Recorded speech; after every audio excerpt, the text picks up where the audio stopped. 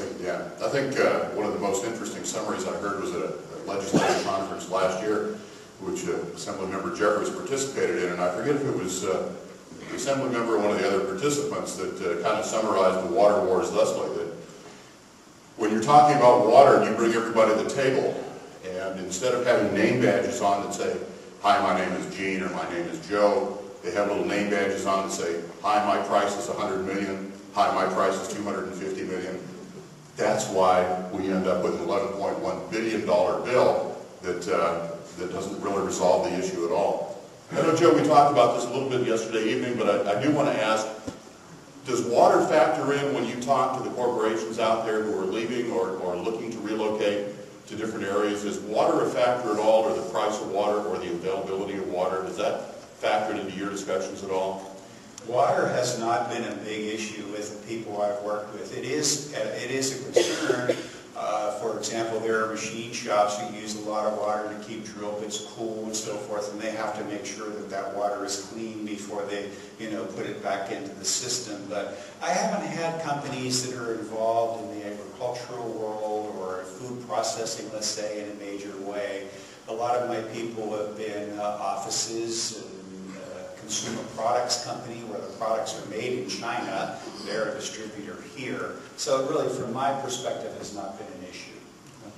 I remember the legislative summit that you participated in earlier in the year. One of the gentlemen, and it may have been International Rectifier, was talking about how they have to dispose of water, and I think that was part of his cost considerations as well, that they have all this water that they use in their manufacturing process, and whereas they used to be able to treat it and dump it into their local pipeline, their local sewer, now they have to pay a trucking company to come in and actually truck it about 10 or 11 miles down the road to dump it into the sewer processing plant. So, yeah.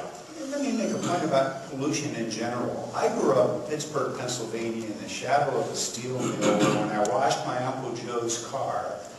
Literally 15 minutes later, there was a film over the car of all the soot that came from the mills. I remember visiting Los Angeles in 1969 from Pennsylvania, and I wasn't accustomed to smog, and it stung my eyes and hurt my lungs. And I asked my cousins, I said, "Why do I feel like this out here?" And they said, "Joe, look at the sky, it's brown."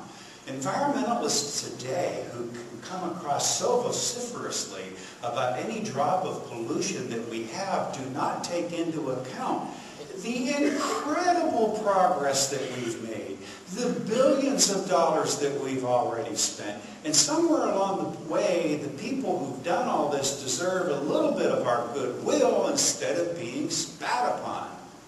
I feel better saying that. Thank you. Glad for that. Let me add, Albert. While he may not have seen it in his clients, if you talk to people who are involved in land development, it's central. It's absolutely central, not only because of a serious court decision in CEQA, but because of that very specific law that I mentioned was passed 10 years ago. It is one of the most important factors in any land use decision, is the availability of water, regardless of what kind of land use is being proposed, whether it's agriculture, whether it's residential, or whether it's commercial or industrial. Dan had mentioned SB 375 and AB 32. Both of those bills, I think, as most of us in the room are aware, impose highly restrictive and in many cases downright unattainable goals and time frames on California businesses. If fully implemented, these would cost Californians billions in added taxes, utility costs, business costs, not to mention, of course, potentially billions of jobs lost. Joe, what fallout do you see from your corporate clients from these restrictions, and what do you recommend to address the issue?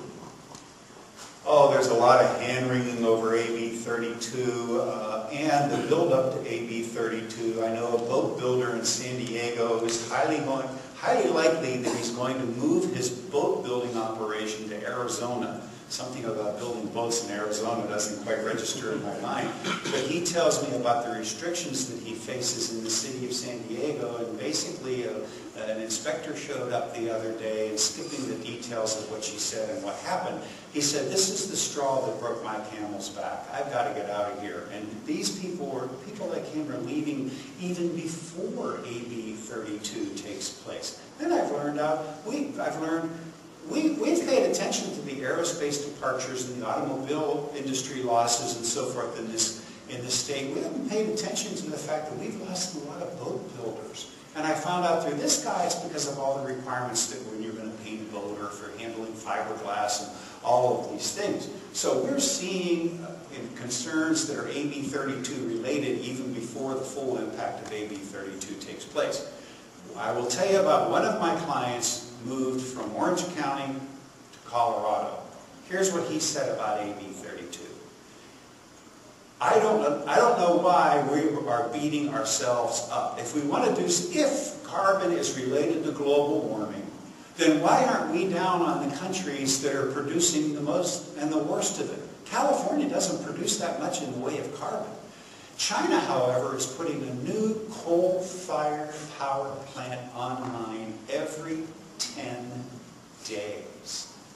The U.S. railroad industry, the Western Railroads, Union Pacific, Burlington Northern, Santa Fe, two great railroads, by the way, I've been in the railroad business, they're probably going to combine with others and build a new port in Washington State specifically designed to handle the huge increase in coal exports from the United States to Asia. It's really, by the way, no way will that port be in California, so if you're a California coastal protective person, don't worry about it. It's not going to be here. It'll be probably in Longview, Washington.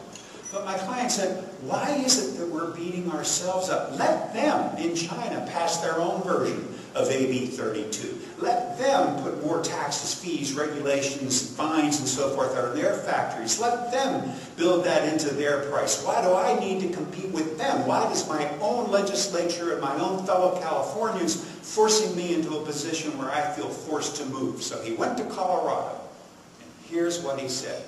Joe, you were, well, he said I was right to go to Colorado for his kind of business, but he said, you know what? It's a different world here. When I call a state agency, they pick up the phone, there's no hold, there's nothing, they're friendly, and he told me, I'll never forget this, even the DMV, I don't mind calling them, they're our girls go to school here, and our teachers email us at the end of the day about how my girls did in school during the day. Do you think we would have ever gotten emails in late afternoon or evening from California school teachers? No way. My employees are happy as heck. The income tax they're paying is less, and they can afford an apartment or a house that to them is a palace compared to what they lived in California. The reason I'm relating this to AB 32 is AB 32 is going to just compel more people to look for options. The thing we all need to be fearful of is when they look for options, they're going to find some beautiful ones.